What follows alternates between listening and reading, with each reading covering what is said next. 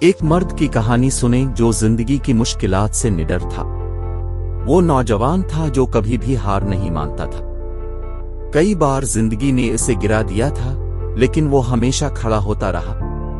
وہ ایک شگفتہ خلق تھا جو ہر مشکل کا سامنا کرتے ہوئے اپنے آپ کو مضبوط بناتا تھا۔ وہ ہمیشہ مثبت سوچتا تھا اور دوسروں کو بھی اس طرح سوچنے کی ترغیب دیتا تھا۔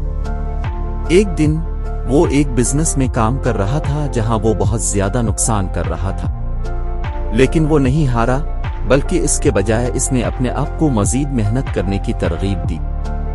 اس نے اپنے کام کی ترتیب دوبارہ کی اور اپنے کاروبار کو دوبارہ شروع کیا۔ آخر کار اس کے کام کامیاب ہو گئے اور وہ اپنے کاروبار میں بہترین مالک بن گیا۔ وہ کوئی مشکل کام ہو یا بڑا نقصان، وہ ہمیشہ دوسروں کو مثبت سوچنے اور کامیابی کی ترغیب دینے کے لیے تیار رہتا تھا۔ اس کہانی سے یہ سبق حاصل ہوتا ہے کہ کامیابی کے لیے ہمیشہ اپنے آپ کو محنت کرنے کی ترغیب دیں اور دوسروں کو بھی ہمیشہ مثبت